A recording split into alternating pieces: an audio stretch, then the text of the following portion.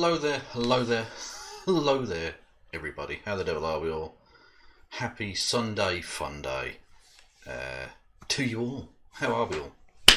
I'm very well. I had food and football today, so it's been quite a day. Quite a day. Anyway, today this is an unplanned one, but because obviously it's not Monday to Friday. It's not Monday to Friday. What are you doing, Kev? It's the day of rest. It is the Sabbath. If you're a Christian. Anyway, yeah, this is. Well, firstly, I don't practice the Sabbath. I think it's a lot of old shit. But more importantly, I was a bit bored, so I thought, fuck it, I'll do this. And of course, you join me on an auspicious anniversary. Today is the 84th anniversary of what was known as the Battle of Cable Street, which I'll get into in just a second. And it's a day I always like to commemorate with a little bit of something. So I thought I'd do this, a kind of, not really a presentation as such, but a linking of anti-fascist action from the past and its echoes in the present day. Now, for those who don't know what the Battle of Cable Street, was, okay, a man by the name of Sir Oswald Mosley, who is the man you can see on the screen there in my little picture, getting his ass beat. He was the leader of the British Union of Fascists back in the 1930s. Very much in the lead up to the Second World War, and indeed had Hitler and the Nazis been able to invade and conquer Britain, he almost certainly would have become Mosley, that is, would have almost certainly become the leader of the fascist puppet government of Britain, had Britain fallen to the Nazis. So, potentially an interesting and important figure in British history. I personally think he should have been executed for treason. But that's by the by, and it's a rather moot point now, given that he's very, very dead anyway. But just as a historical curiosity, I believe he should have been. Anyway, he wasn't, and then he got his ass beat. Hilarious. Anyway, and that point of direct action, direct self-defensive action against fascists in order to protect communities, is a point that will become a recurring theme in tonight's rambling nonsense from myself. So yes, Sir Oswald Mosley, and again, he wasn't given that title. He wasn't given he wasn't awarded the title. He married into a member of the aristocracy. He married a member of the aristocracy, and when her father died, he inherited his father-in-law's title, so he became Sir. Because, I mean, the British state are more than happy to give honours to fascists. I just want to point out, on this occasion, they didn't. That wasn't how it worked, anyway. But Sir Oswald Mosley, as the leader of the British Union of Fascists, who was a big fan of and friend with Mussolini, and indeed had a signed picture of Adolf Hitler on his desk, apparently. Yeah, lovely chap. Really nice. Anyway, he turned up in the East End of London with his grouping. Oh, shit. Sorry. The British Union of Fascists, and more specifically, the Black Shirts. Now, the Black Shirts were essentially the British equivalent of the Brown Shirts, the Nazi street thugs, paramilitary grouping. And they wanted to march through the East End of London, which at the time had a significant Jewish population. It's now more Asian and African descended people and Caribbean descended people, because essentially it was people who were of immigrant stock who tended to go there because it was lower grade housing, if you will, cheap housing. So that's where people who were poor went to live, and new immigrants tend to be quite poor. So that's, but at the time it was at a very significant Jewish population. And they wanted to go there specifically to provoke. These were not your common or garden internet memester fascists. These were absolute fucking scum. I mean, the memester fascists are also scum, but these motherfuckers posed a very significant threat.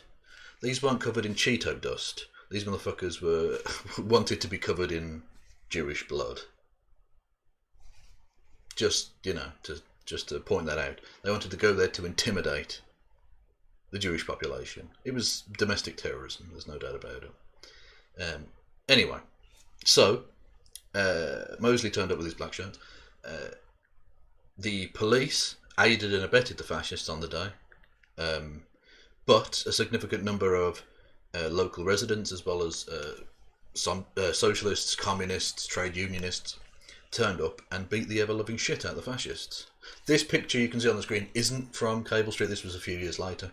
But on the 4th of October 1936, literally only a couple of years before the start of the Second World War, was the date, specifically where this pitched battle took place. It was essentially a kind of political demonstration / riot, massive punch-up, and the fascists were driven back. And the importance of it is that the fascists, that was the most powerful they ever were, was the day before Cable Street. After Cable Street, people took it very seriously. People both on the left and in the British establishment decided actually the fascists are a problem. They need to be dealt with. There had been a certain amount of kind of, dare I say, civility politics. Again, a point to which I will return later. That will become a recurring theme with the fascists up to that point. Although, of course, direct action had taken place. But at that day, when they turned up, they were driven back, and they were never as powerful again, because people decided actually that kind of direct anti-fascist action was what was necessary in order to destroy them. And it did, ultimately. That kind of direct anti-fascist action only escalated. There's a direct line from Cable Street to D-Day to the liberation of the world from fascism. Or at least of Europe from fascism. Colonialism and that still existed and things. Let's not pretend the world was fine, but a significant step forward for humanity stems directly from that day, and that's a beautiful thing. Although I've just gone through a rather long and rambling explanation of that, when I needn't have bothered, because I played this on the show, I think it was last week or whatever, but Danny Dyer gave a rather more succinct and Cockney version of events from that day.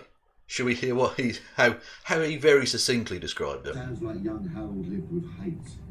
Everybody down here knows about the Cable Street riot in 1936, when Oswald Mosley and his black shirts, not a boy band, but a bunch of fascist slags. A bunch of fascist slags. Came goose-stepping down the street. So here he is, look. Oswald Mosley, the Melt. Melt. This is a big Asian community now, but back in the day it was a very Jewish area. And us EastEnders, we won't stand for terrorism, so everybody came together and they gave the Nazis a good kicking. Which, a bunch of fascist slags, Oswald Mosley's a Melt. Show me the lie. Show me the lie. Anyway, but then the old Bill turned up. That's the police. The old Bill is the police. And gave everyone else a good kicking. Put up and banged up. Yeah. Anyway, so yeah, that was just funny. That was just one bunch of fascist slags, and they absolutely are fascist slags, beyond a no illusion. Or were. I mean, they're all fucking dead now, I suppose. Well, there might be one or two very, very old who survived. Who knows? Anyway. Yes, but the police did turn up. They were trying to escort the fascists for a start off, which I think is rather telling. And then when violence kicked off, hang on a second, where am I? Boom, there we go. This is a picture from the day itself. Firstly, 2 points to note. Firstly, the sign that says keep left. Good advice. And but on a more serious point, look at who the police are attacking here. The police are wading into the anti-fascist protesters.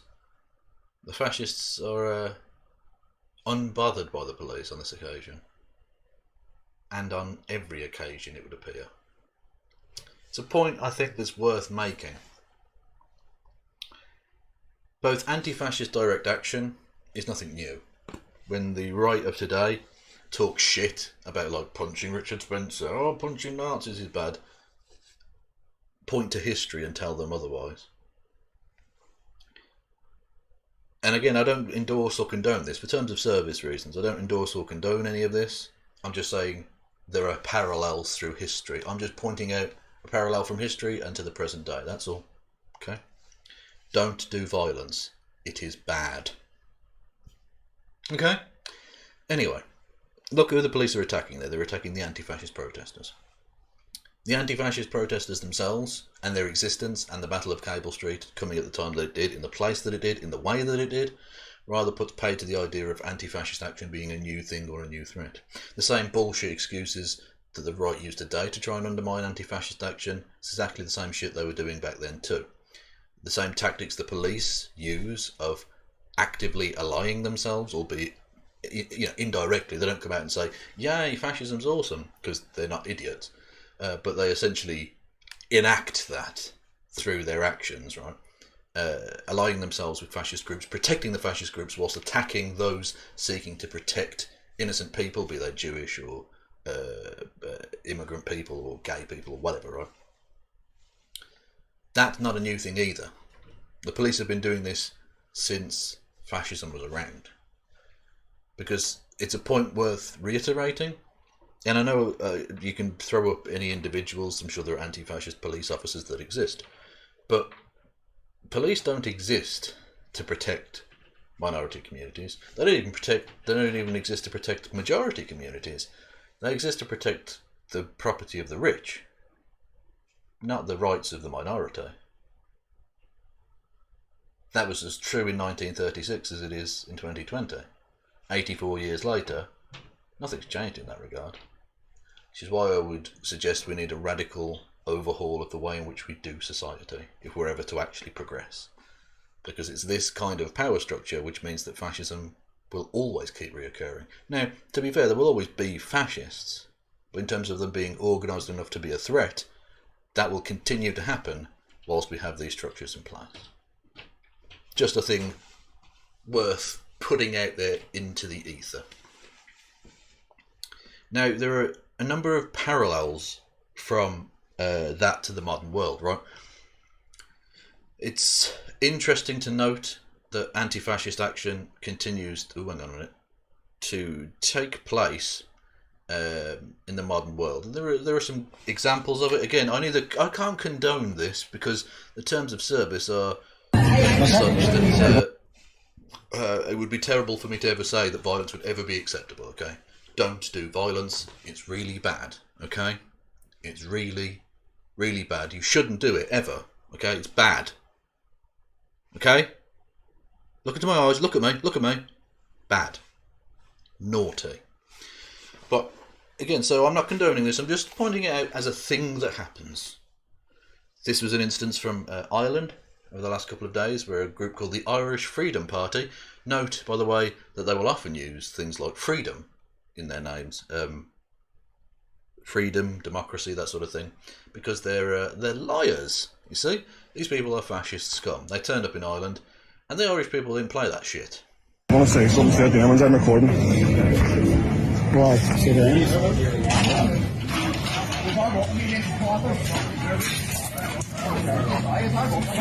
Fascists! Fascists! Fascists!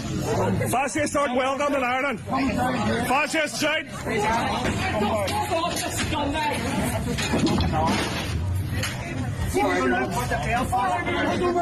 Irish Freedom Party not welcome! Scum! Scum! Scum! Scum! Nazi scum! Nazi scumbags! Nazi scum! Off our streets! Nazi scum! Off our streets! Nazi scum! Off our streets! Nazi scum! Off our streets! Nazi scum! Off our streets!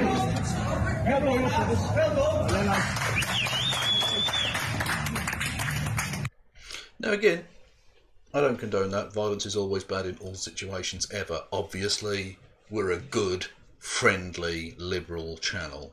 Naturally, you understand I can't condone that. I'm just pointing it out. Some would say that that kind of thing there, again, is a direct line from Cable Street, which was obviously a much worse situation and needed much larger action to take place in order to defeat the fascist threat, but that whenever these people pop up, some people would say this, I wouldn't say this, some people would say this, whenever these motherfuckers turn up into the streets, you make sure they know that they're not welcome there. You make sure that they know full well that they'd better leave. Some people would say that.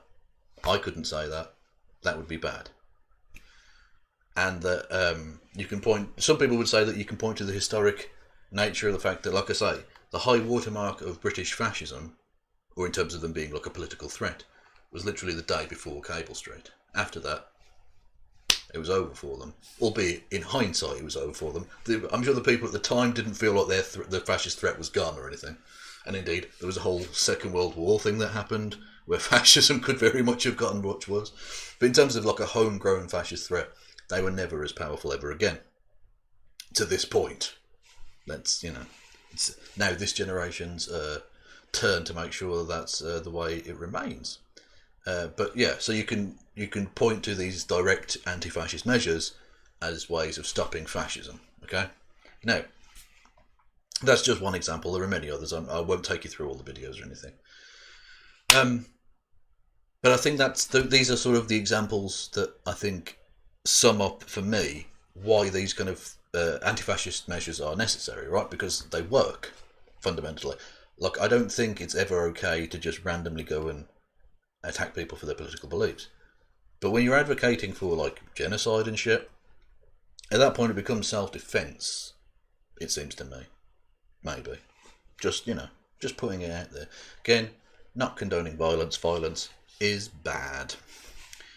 Now, to link this kind of tangentially, right? Because obviously we've seen there a little. I've given you a little snippet there of the heroes of Cable Street who took on the fascist filth, the rising tide of fascist filth, and defeated them rather gloriously. And indeed, their slogan, as it were, was "They shall not pass," which is the thing my description is "They shall not pass." Which itself was an echo from the Spanish Civil War's "Non pasará," which is a thing I end my shows with, which is "None shall pass." And indeed, some of the anti-fascist action there, whilst not ultimately successful, is again testament to the fact that Nazis won't give. And when I say Nazi and fascist aren't entirely synonymous, but I'm going to use them interchangeably because you know basically what I mean, I think. My audience is educated enough that I feel like I can be a little bit imprecise with my use of language. But anyway, Nazis won't give you any fucking quarter.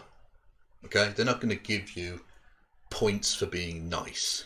They see niceness as weakness. And I think the left needs to come to terms with that.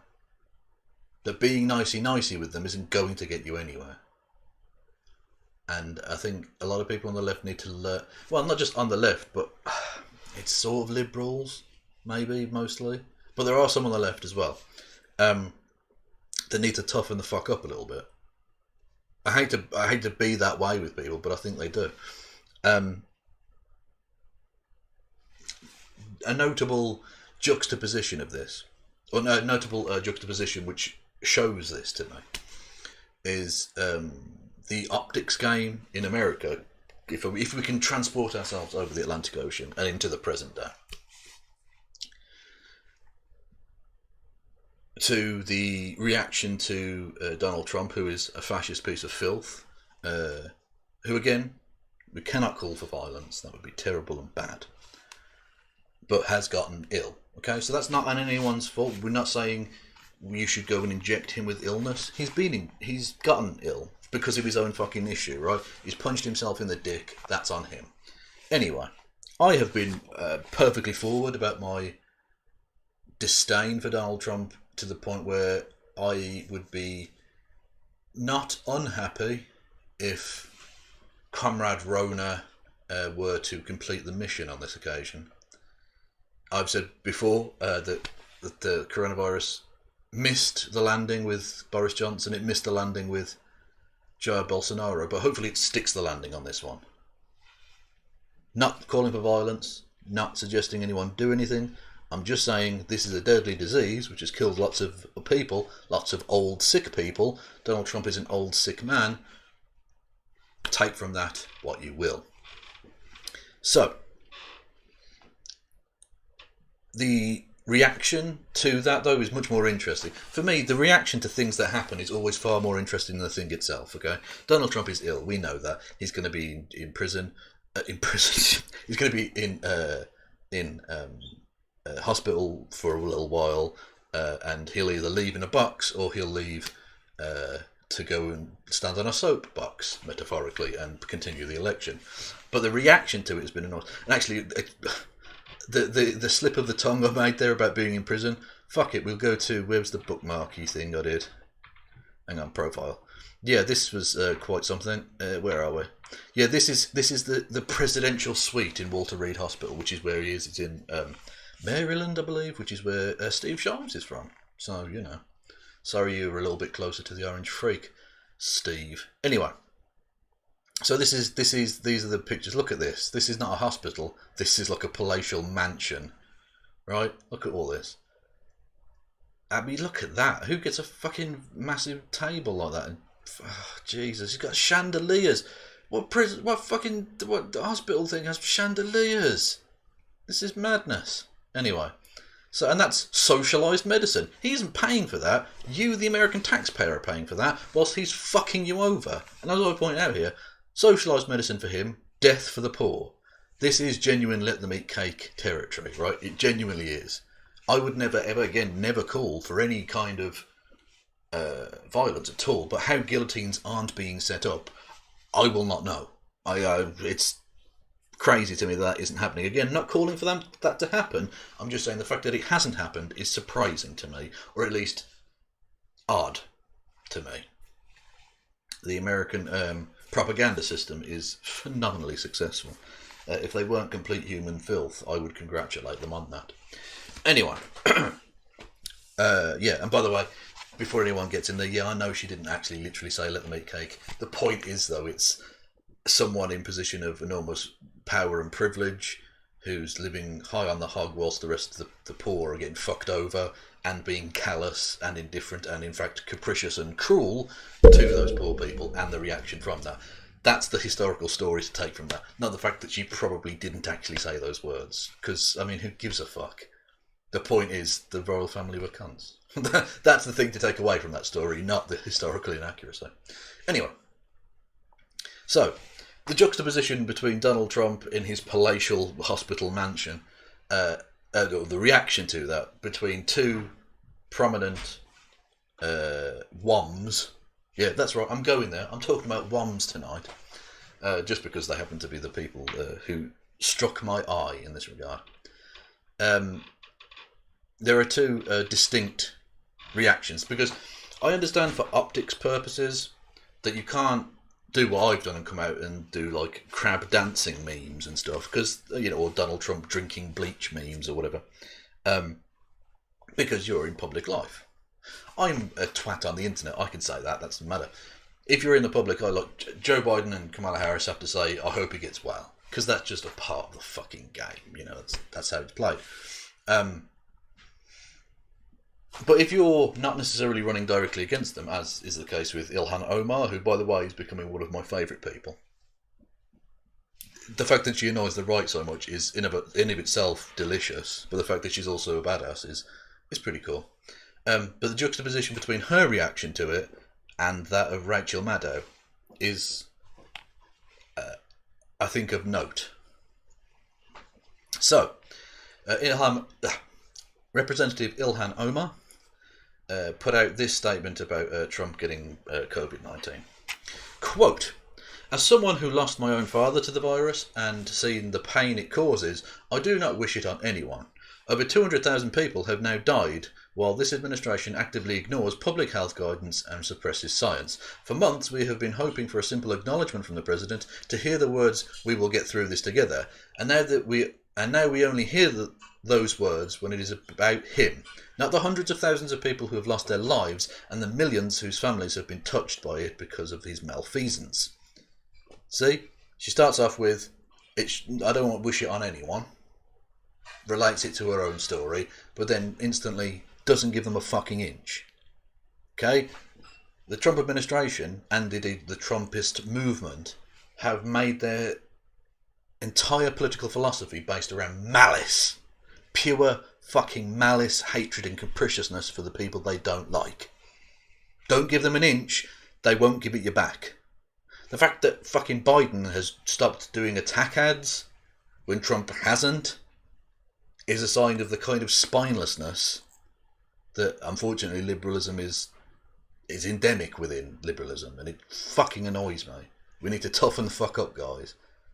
No, I'm not a liberal in that sense, but you know what I mean? People who oppose fascists need to toughen the fuck up. And Ilhan Omar is a decent way forward in this. She's not perfect, I'm not saying she's wonderful or anything like that, but in terms of an elected official, you're going to get little better. It's for the time being. Quote, their cruelty is a direct threat to my constituents. This week, the president held a rally and fundraiser in Minnesota, flouting the guidance of his own health agencies by failing to wear a mask. In doing so, he exposed hundreds in a state that is already suffering from an uptick in cases. Republican members of our congressional delegation travelled with him on Air Force One and have not quarantined. In fact, they came to the Capitol today, risking the lives of additional elected leaders and staff. The President of the United States and the Republicans in Minnesota are actively spreading a deadly virus. They are a risk to the public health of my constituents and our country. Every word correct. Every fucking word completely and utterly correct, and a righteous response. Without going into drinking bleach memes, because obviously you've got to play to a certain extent. If you want to be part of the game, you've got to play the civility politics to an extent. You've got to play the optics game to an extent. She literally says, I don't wish it on anyone. I have to say I don't necessarily agree with that completely. But I did do when Ben Shapiro tweeted out about it, I said a thing that might not necessarily comport with the thing she said there about not wishing it on anyone. Maybe. In Minecraft. Anyway. So that I think is a pretty reasonable response. You can't come out and be like, oh, laughing, dancing, crab memes, hilarious, right? But you can continue on the offensive. That is a worthwhile, reasonable response. She can't do the more forceful direct action stuff. That has to be done elsewhere in other times. But some people would say, I clearly couldn't say that, but some people would say that. But doesn't give them an inch, doesn't pretend like we owe empathy to evil pricks who will happily put us in fucking camps. And then we juxtapose to Rachel Maddow, who I think actually is a worthwhile journalist. She's one of the few journalists in America who's worth anything, frankly. But she's fucking annoyed me with this response, okay? There's a difference between saying, I don't wish it on anyone, or I wouldn't even wish it on my enemies, or whatever, which, again, we have a difference of opinion on to a certain extent.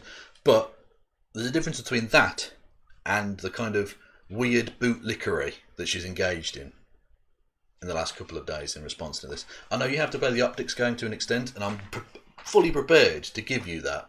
I'm fully prepared to give Ilhan Omar that. I understand you're very, very well known. You get a lot of hate already. You don't want to necessarily up that particularly. Although it's interesting, by the way, that Twitter have said that any posts glorying or wishing death upon someone else is going to be banned. They're going to block all of that. Ilhan Omar gets that all day, every fucking day on Twitter, and Twitter do nothing about it. But as soon as the orange cunt gets a little taste of his own fucking medicine, all of a sudden, no, we can't have that. You can't be having that against a white man. No, that's silly. Fucking Twitter are trash. Jack Dorsey, you are fucking filth, okay?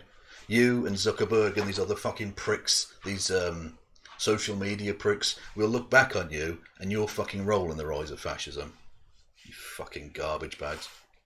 Anyway, so, and by the way, Rachel Maddow gets that as well, and it's disgusting when it happens to her as well. It's completely unacceptable. So, her response juxtaposed to Ilhan Omar. Rachel Maddow says, God bless the President and the First Lady.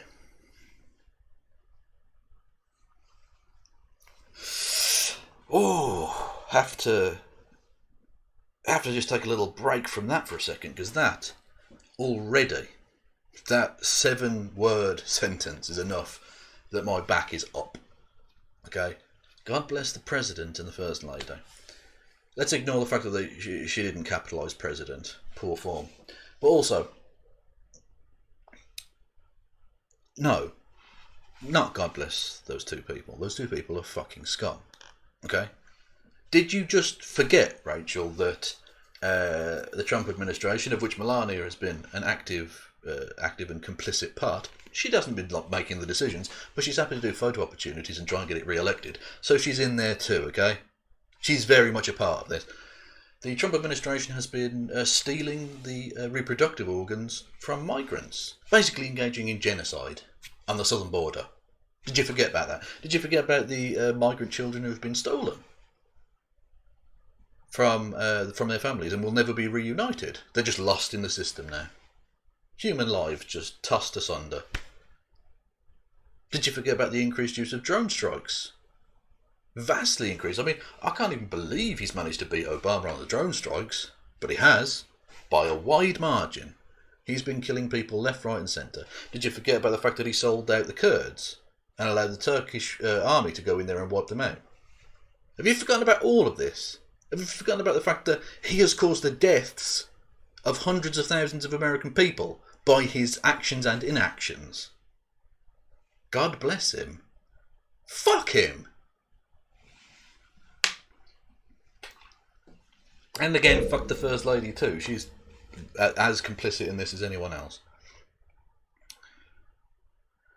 What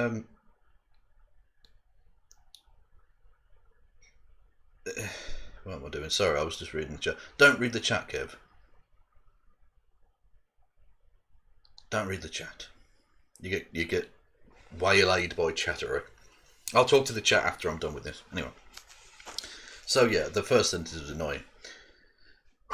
If you pray, I don't, but whatever. If you pray, please pray for their speedy and complete recovery, and for everyone infected everywhere. No. No, I will not. Not just because I don't pray, but also because this is Donald Trump kicking himself in the dick. He has coffined himself, so to speak. Both metaphorically and very possibly literally, which would be hilarious. But anyway, he's done this to himself. He has thrown the boomerang, and the boomerang has come back and hit him in the fucking face. No, I don't feel sorry. I don't feel any empathy for him whatsoever. Fuck him. I feel sorry for the people who are the victims of his willful maladministration, his malfeasance, which has caused the deaths of untold numbers of football stadiums full of dead Americans. Not literally, of course, that would be a weird way to store corpses, but you get the idea, the number of people involved there. So no, I won't be praying for him, either metaphorically or actually.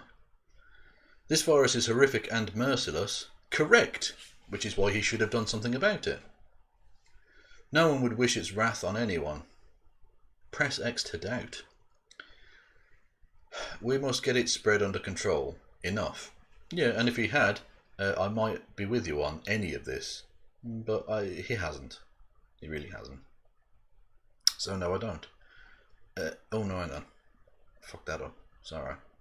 Sorry, everyone. Hopefully this is the video. Yeah, she also did a bit on her show, which, although it doesn't actually mention Trump by name, is about Trump. So to quit despite no. We'll talk about this, right? She makes a really weird,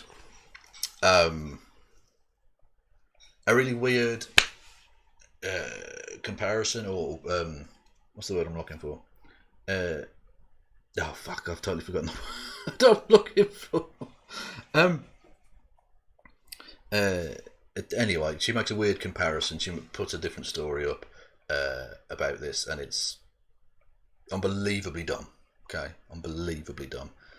So let's take a little look here. And never even tried to quit, despite knowing the risks of lung cancer from smoking. And then that person who you know got lung cancer. How do you react to that? Right? Well, part of the way you react is that you understand why they likely got it, right? Your instinct might even be to blame them for getting it. Go right ahead, right? Enjoy that schadenfreude. But also, you're a human being in this situation. If your friend has lung cancer now, regardless of what you... Rachel, if my friend gets lung cancer, even if they were a smoker, I'm not going to blame them for that. That's a thing that happens or doesn't happen.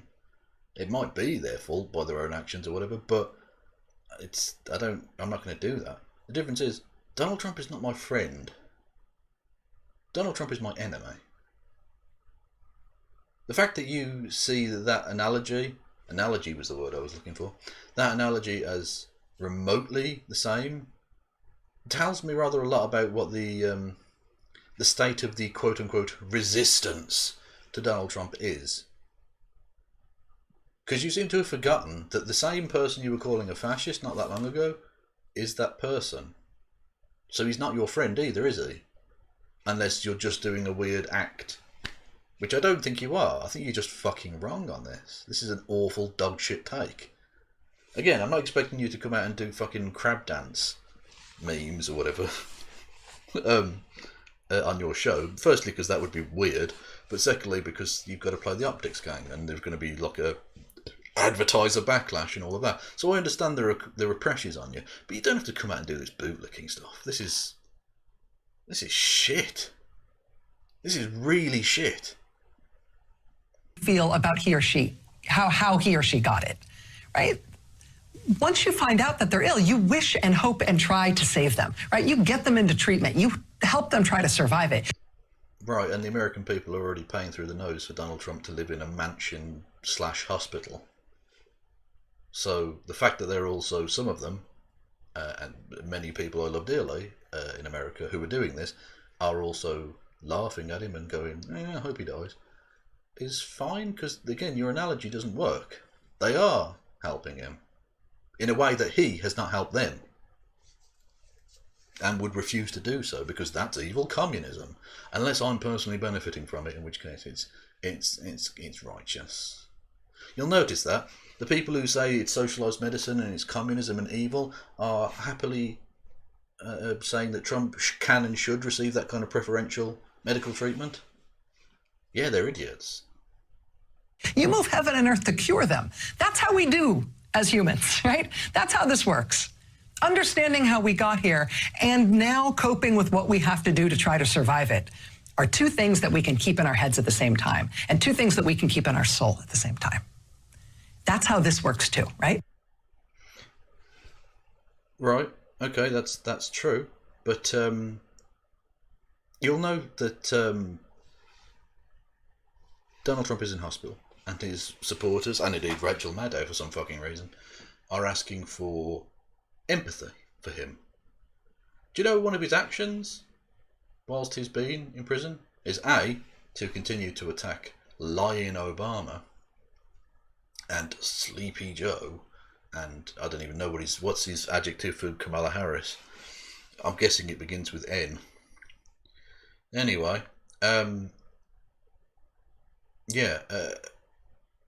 he's continued to do that. So giving him an inch giving him empathy doesn't work. It's never worked. Giving fascists an inch, they'll take a mile. So fucking stop.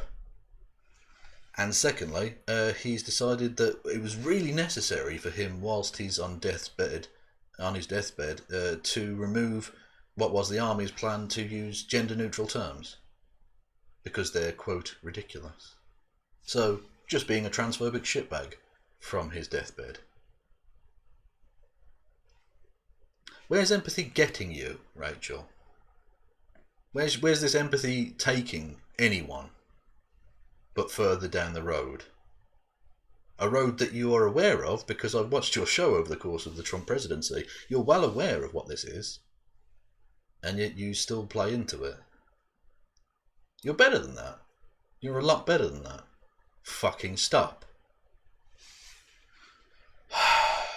Anyway, so that annoyed me. Yeah, and I was going to point out, but I think I already mentioned it. The Trump, Biden pulled negative ads about Trump during whilst he's in hospital, which, I mean, might, from a tactical point of view, might be something worthwhile, but frankly is, again, it's just spineless. It's just spineless, dumb shit. God almighty. People, you need to fucking... You need to get a lot tougher than this. You can't stop fascism with this kind of bullshit, man. Yeah, I said prison twice. Yeah, sorry. Yeah. Stop reading the fucking chat, kid. Right. So he pulled the negative ads, right? But Trump hasn't done that. So again, he's asking for empathy, whilst at the same time giving you nothing in terms of empathy in return. So why are you doing it? What's the point of this? And don't pretend that you're above Machiavellianism, because that's not fucking true. Everyone knows that's not true. If you're involved in mainstream political electoral politics, you're not above Machiavellianism. That's not true. So stop, okay? And there is, I mean, oh god, the people calling for him to suspend his campaign as well. Are you fucking crazy? I mean, some people are too fucking stupid for words, man. It's so infuriating. Why? It's like these people want to just capitulate to the fascism. And it's... fucking hell. It's difficult to fully articulate how pathetic some people are in the face of this threat. And I don't like speaking about it in those terms, because they're not bad people. Rachel Maddow is not a bad person. Not by a long shot. But they seem absolutely intent on rolling over. As if the fascists are going to give them that respect in return. And they're just fucking not. Anyway, that's basically all I wanted to say. So yeah, anyway, how are we all? Read us. No, I'm not reading the chat. Well, I am now, but when I'm trying to speak, I can't. When I'm trying to formulate sentences about the actual topic I want to talk about, if I start reading the chat, I forget to talk, and then it just stop. I can't fucking get a sentence out, and I sound like a incoherent, bumbling idiot.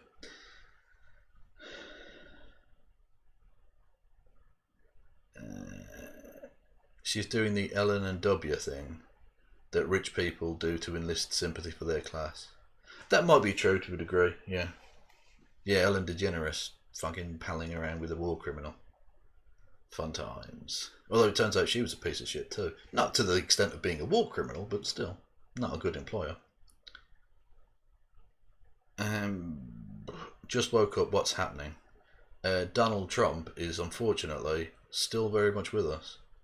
Although someone asked that, is he dead? Like, I asked, is he dead yet? And someone said, like, has it been announced he's dead or anything? And I thought to myself, how would we even know? Because even when he dies, they'll just claim, no, he's in perfectly good health. Literally, the flesh will be rotting from his fucking bones, and there'll still be Weekend at Bernie-ing him or something, you know. He'll still be sat there in a corner rotting away. And they'll say, no, it's fake news, he's doing really well. Ignore the rats nibbling at his feet.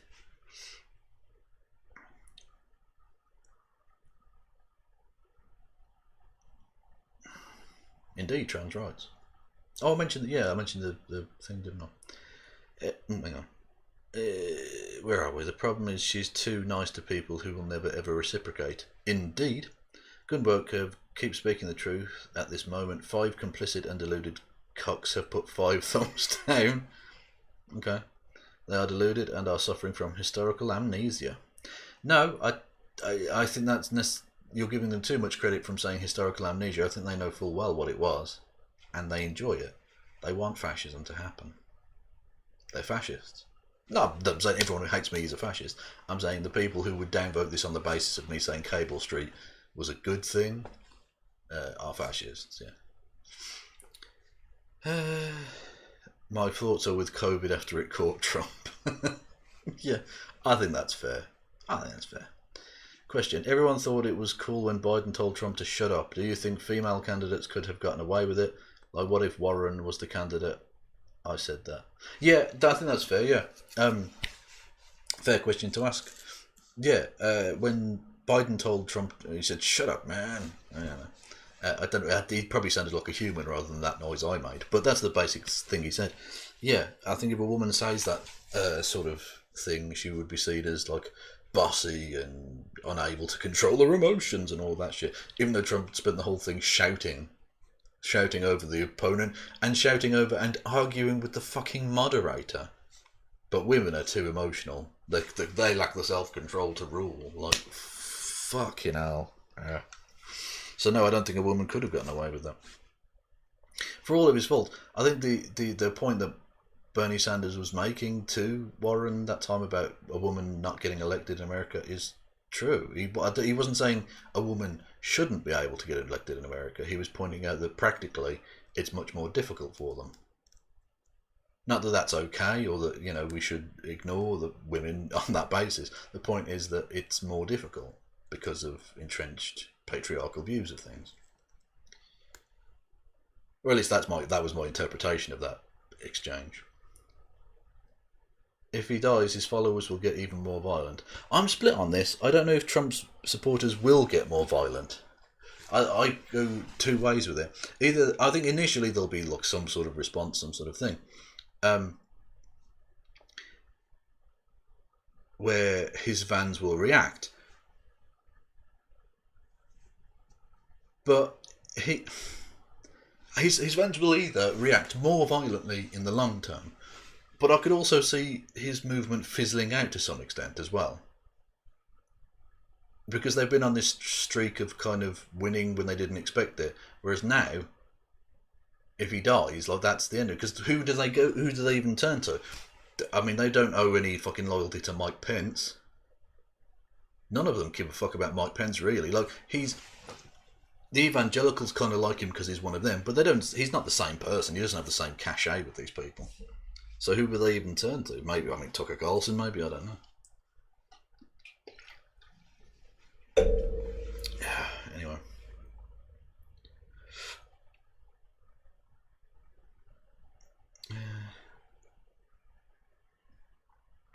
Neville Chamberlain thought he could avoid war. He was seriously wrong because he was dealing with a fascist. No, not a man of honour. Okay, Zach. I know where you're coming from, and you're not entirely wrong. But I'm going to drop some fucking truth bombs, which is ironic given the fact that we're talking about the Second World War. Anyway, Neville Chamberlain, who was the Prime Minister of Great Britain at the start of the Second World War, and was involved in the policy of appeasement, which was essentially giving a little bit of ground to the fascists in Europe in the hope that that would satiate them and calm things down. There are a few points I think worth noting in his defence, because I think he's been one of the most badly put upon of all of the actors involved in that international chicanery. Neville Chamberlain was in an almost impossible position. The First World War had ended, obviously, quite a while beforehand, but people still very much remembered it, right? It was still very much at the forefront of people's mind. They didn't want war. The British public were desperately trying to avoid war. The attitude towards wanting to go to war was that the vast majority of the British public fucking despised the idea. Now, that doesn't necessarily mean that you're not going to do it, but what it does definitely mean is that you can't just barrel through that, okay? As a statesman in at least nominally a democracy, you can't just barrel straight through that and pretend like that isn't a thing. Also, he knew that we weren't prepared for a war. Britain had been going through, as indeed the whole world had, the Great Depression. We didn't have a lot of money for building tanks and planes and bombs and stuff, and so we needed a certain amount of time to try and build that up, which we did. And by the way, those months that he bought via the policy of appeasement, and again, this is no consolation necessarily to the people of the territories that were fucked over by the policy of appeasement, and so I don't mean it in that respect at all. But from the perspective of Britain and trying to defeat fascism in general, which I think is massively important, those months that Chamberlain bought were absolutely crucial. I mean, literally, without them, we wouldn't have won. The Nazis would have taken over. The Battle of Britain, I think it's something ridiculous, like 2/3 of the planes that we had on the opening day of the Battle of Britain were built during the months of appeasement. Huge amount of without which we would have lost. I mean, the Battle of Britain was a tight run thing anyway. There's no way there's no way that we would have been able to win that battle. And yeah, as XD in the Czech Republic, or Czechia, I think is how it's now known. Yeah, I can understand perfectly well the hatred of Chamberlain and those people. But realistically, what could he have done? Like, I genuinely, it's not edifying for me to have to sit here and lecture anyone on this. But what realistically could Chamberlain have done if he invaded to try and stop Germany from taking over the what was then Czechoslovakia, which is now the modern day nations of the Czech Republic and Slovakia? That wouldn't have been successful. And the Nazis would have taken Britain over, and probably, because no war on two fronts, would probably have taken over the USSR, and almost certainly then the Americans would have made peace with the Nazis, and we'd all be living in like some sort of weird Nazi Europe situation. So realistically, there's nothing he could have done to save the Czech Republic at that point. And I know that's awful, and a lot of Czech people died and got fucked over, and a lot of Polish people, I mean, the Poles arguably got the worst of it. And they were the ones we went in to try and save initially. We declared war because of the invasion of Poland. And the Poles were probably the most fucked over by the war of any nation. Well, I mean, more Soviet citizens died, but in terms of the destruction of the country and the pound-for-pound deaths and ravaging, and the fact that most of the death camps were in Poland as well, and all of that is, awful. Absolutely fucking awful. So yeah, there's nothing he could have done, really. And so yeah, I think without his, it seemed like cautious or stupid approach of appeasement, which people look back on with hindsight and say, well, we should have done this, that and the other. Actually, in the situation he was in an almost impossible situation, and handled it about as well as any person could have done. Not that I'm saying he's good or anything like that, but I don't think he could have done anything else. Yeah. And of course, you've got to bear in mind, when I talk now about don't give fascists an inch, that's based on the fact that appeasement didn't ultimately work. He was working from like an empty playbook, so to speak. That we can now take lessons from that history in a way that he obviously couldn't, because he was living that history. So yeah, without precedent for that, what else could he have done? And I put that out there. What could Chamberlain have done differently that would have worked? I put that out there to anyone. Anyway, sorry. Yeah, history is a thing I enjoy. Sorry. Ooh. It was only 20 years before. Well, exactly, but that's still 20 years. Like I say, it wasn't like it happened last year. But it was still very fresh in people's minds, no doubt about it. Many don't understand the level of evil that Trump is, a sociopath. Blah, blah, blah. That's true.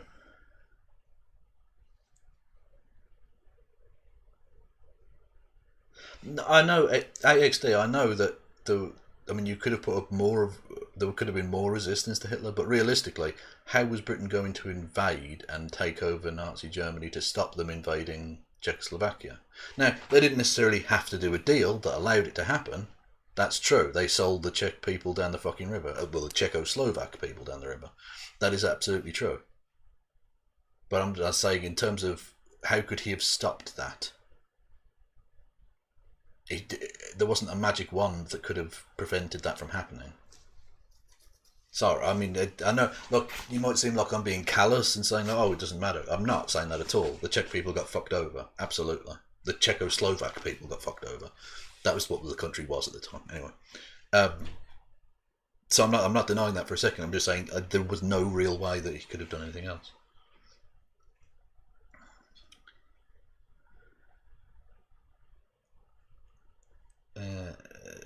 The history of Poland is invasion after invasion. It was the very case.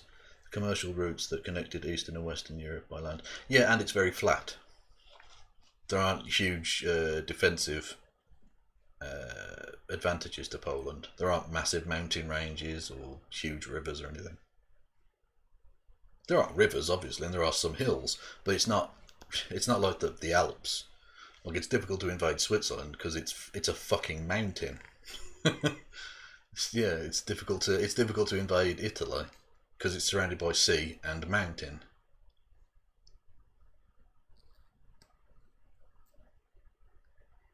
Like famously the Vandals, the Vandals, not the Vandals as in what people now know as Vandals, although they're linked in terms of the etymology, of course, but they were really badly done to because they sacked Rome. They were the first army in however long to invade and take Rome from the south, and the next army to do so was the American Second Army during the Second World War, which was like 2,500 years later. So it's not easy to invade Italy. Very good defensive capabilities. Although a lot of coastline, so I mean, you can land people, but can you establish bridgeheads and stuff? It wasn't the soft underbelly as we found.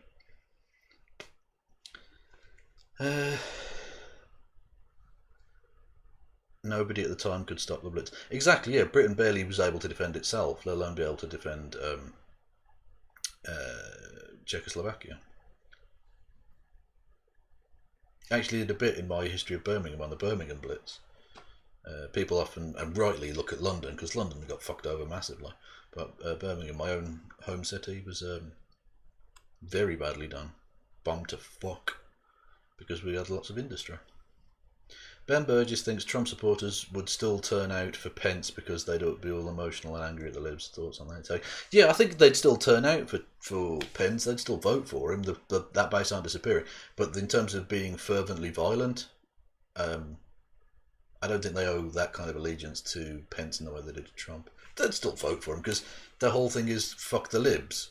And Pence will still do that. So, where are we?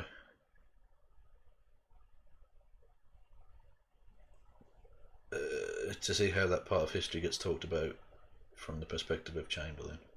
Yeah. I mean, you've got to bear in mind, especially in the Anglosphere, in Britain and America and Australia and New Zealand and Canada, we look at it very much from our perspective. We don't think, oh yeah, we just let huge swathes of Europe fall under Nazi rule for nothing.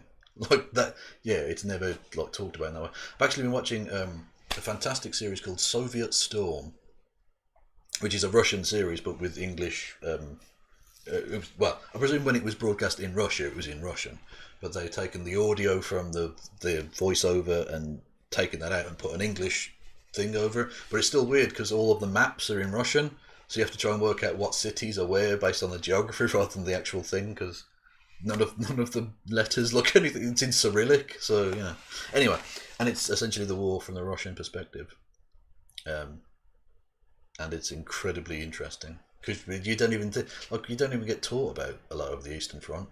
You just hear about Stalingrad, and then they won.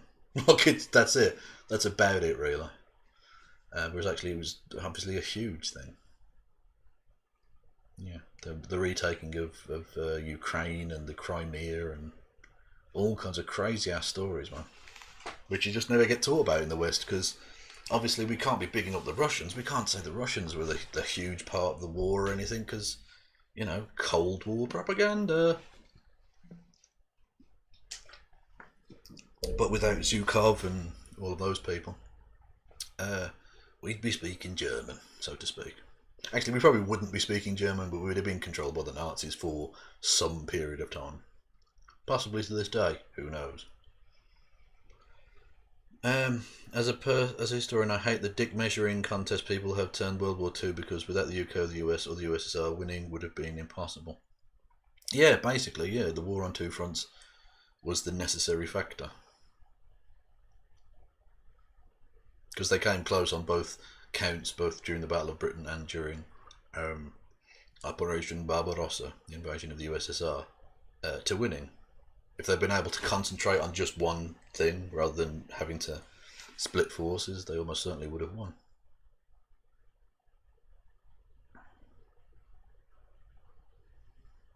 Sorry, I people don't come here for history nerdery.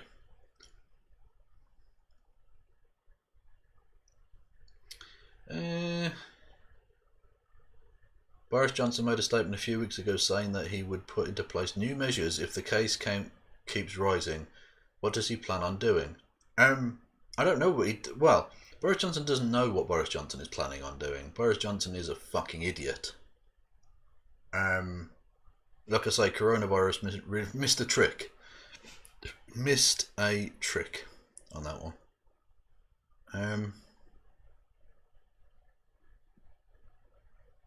The Soviets are the Amazon World War II, absorbing more Nazi filth than anyone else. Actually, that's a good analogy, yeah, then they were the Amazon of the World War. Anyway. Yeah, but basically in terms of the coronavirus, yeah, Britain has no fucking plan. We are rudderless. The UK government are a fucking disgrace. That's the thing. When I criticise America for its response to the coronavirus, I don't do it from a place of thinking like Britain's got it sorted, because we fucking haven't. Britain is as fucked in many respects. It's just our lead. Basically, we've got a mini Trump. He's not as narcissistic, he's not as absurd in many respects. He's probably not as openly racist, although behind closed doors he probably is.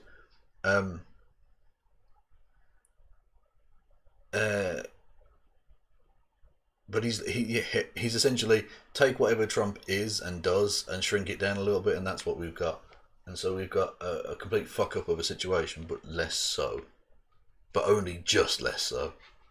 Partly because we've got a smaller population, I suppose.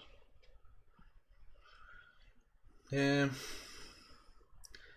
Have you seen Trump's latest stunt with the motorcycle? So motorcade. What happened with the motorcade? What did I miss there? I don't know. I read that as motorcycle and I was like, he's not been riding a motorcycle. Surely. Is Britain really going to not have a trade plan in place? Yeah, Brexit's still happening. We're not going to have a trade deal by the looks of things, and we're fucked. Yeah, Britain is completely fucked. In case you didn't know. Voting a new stimulus pack, McConnell said he won't fall for our stunt. Fucking piece of shit. Voting a new stimulus pack. I don't know. Have they voted on a new thing? I don't know what that means. Sorry. I mean, Mitch McConnell is a piece of shit. I agree with you there, but I don't know what you're referring to there. Sorry. Like a machine gun severed Daniel Inouye's arm, but we didn't stop fighting after clearing the last machine gun nest and walking back into camp and was asked, "Where is your arm?" What? Sorry, I don't know what you're talking about. Sorry. Didn't he blame Muslim refugees for spreading coronavirus? Probably. Almost certainly. Oh, they're doing a new thing, yeah. The British government, they've decided they haven't been harsh enough on immigrants, so they're going to have a shake-up of the immigration policy because they're garbage. I found a clip of 1970s British people saying the metric system is a European plot. We have not changed. What's this? Oh, hang on. No! Oh, for God's sake. Sorry. Actually, well, I don't know why I said sorry. You can't see that I completely fucked that up. Because it's not on the screen. You didn't see it. I didn't need to acknowledge my fuck up there. Let's link in a new tab. No, it's not having it. For some reason, that link is not going. I've seen fascists face to face in the street and their behaviour is lower than animalistic. Most people don't understand that there limits their options for dealing with them. Yeah. Trump used a motorcade to drive around Walter Reed Hospital and wave to fans. Oh God. What a fucking idiot. He's determined to kill everyone around him. Like, I put this literally saying, when I said that Trump would be the death of the GOP, this is not exactly what I meant. But he's determined to kill every senator, it seems. Which, again, I can't possibly wish that because Rachel Maddow would be mad at me, but, yeah.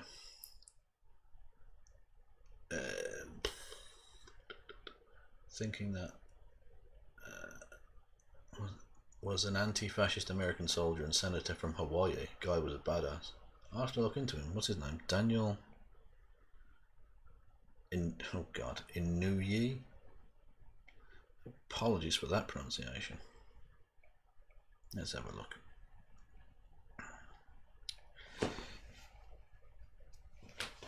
Daniel, Presidential Medal of Freedom. Where are we? Right.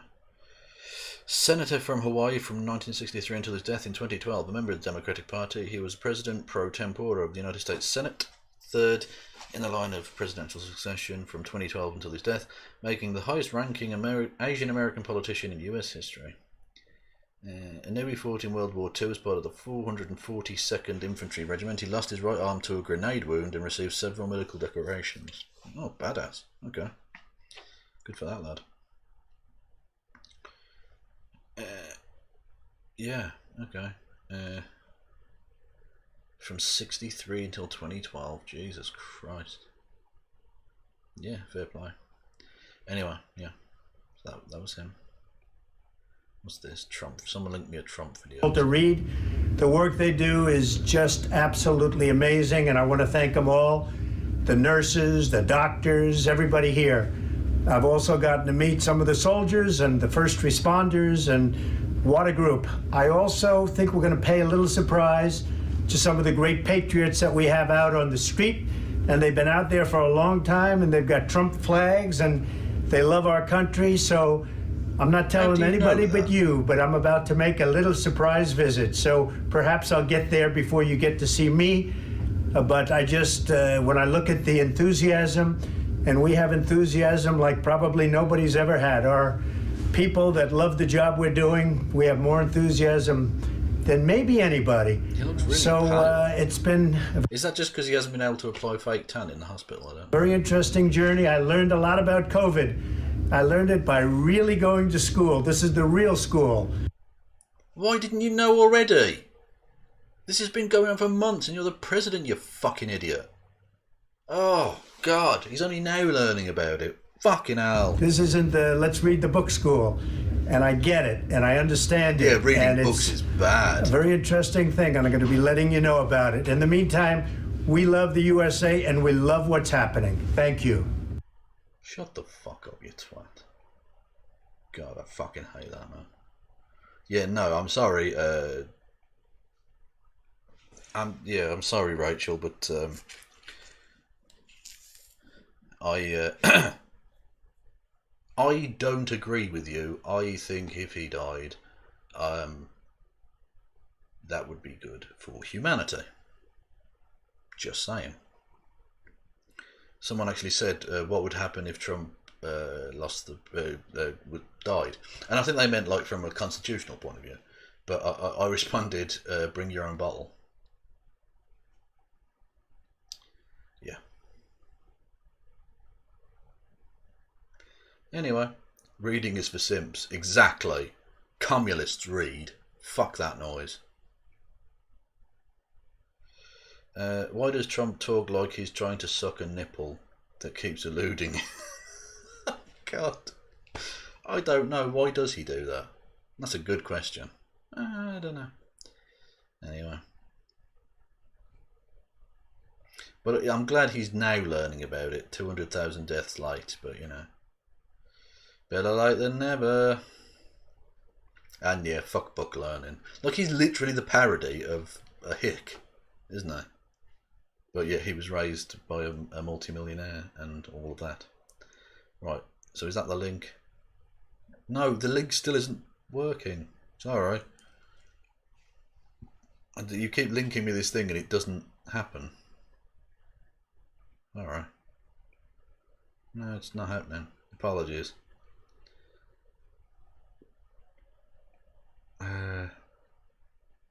No, I don't know. Sorry. Hoping for a relapse. I don't think his voice sounded like he was sick particularly. Yeah, I don't think Trump does have 4 more years, so fuck off.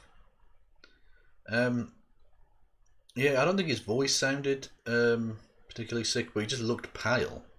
Which, to be fair, he's in hospital. That's not surprising, but, you know.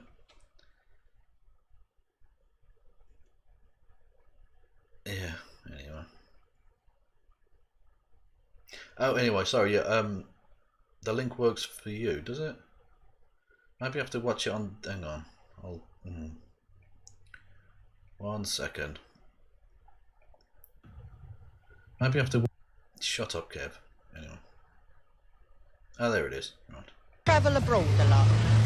Well, when we go abroad, you don't get as much mileage to it. And therefore, you're going to use more petrol. And then they say, oh, so many miles, right? Well, you're not doing that. You're not going to do the mileage, what they say you're going to do. Because the kilometres are not the same as the mileage. It's shorter. The treaty is... What? Does she think that literally they've moved the cities closer? As my husband would say, everything's been decimalised. Horrible, I can't bear it. We're losing all our national heritage, aren't we? Like what? Well, like, you know, the money's all changed, the decimalisation, all the weights being changed, measurements and everything.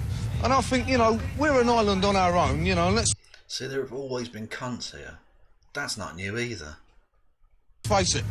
We once ruled the world, didn't we? You know? And now we're just being part of a community. Oh no, we can't subjugate other people anymore. Fucking hell. I don't agree with it at all. It is much better, much easier. The kilometers What's the kilometre? instead of miles. It goes in tens and thousands. And old people have always been confused by stuff. Again, that's not new. 1,000 meters is 1 kilometer, yes? Do you know what a kilometre is? No. 80 kilometres, 50 mile an hour. Rubbish. What rubbish? What you talking rubbish? Rubbish. That's what it is. I Why don't see. they leave everything alone? With the kilometres and they're so off, for God's sake. But kilometres are nice and round. I mean, Oh, sure. Yes. She don't know. I don't want to know either. doesn't much matter to me. I only go 4 miles an hour and I don't really worry very much about either.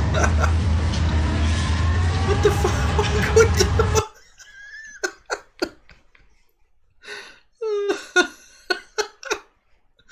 Well, a delightfully batty old woman. Lovely stuff. I've got a little old saying, it may not be any beneficial to people like you. We had a little bloke with a moustache like that. His name was Chamberlain. He was the Prime Minister. Oh, for fuck's sake, he's been around forever. I wasn't expecting so much Chamberlain talk tonight. Apologies.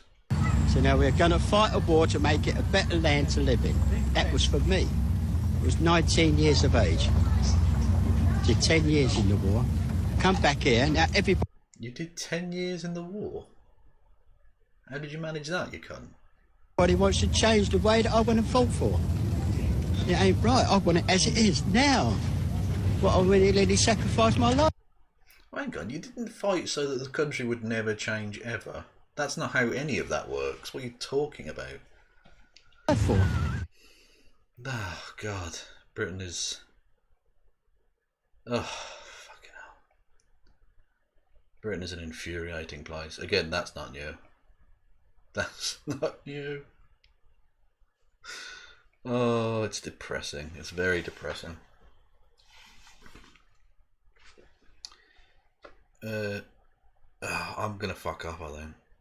I've had enough of this shit. So I'm gonna piss off, I think. Yeah, on the Twitch, I'll see who's around. Who can I raid into? Chud. You're gonna get some chud logic all up in your grill. But until then, yeah. All I'll say is I'll be back tomorrow 7 PM UK time, 2 PM on the east coast of Americana land, and 6 AM in Fiji. But until then, they shall not pass.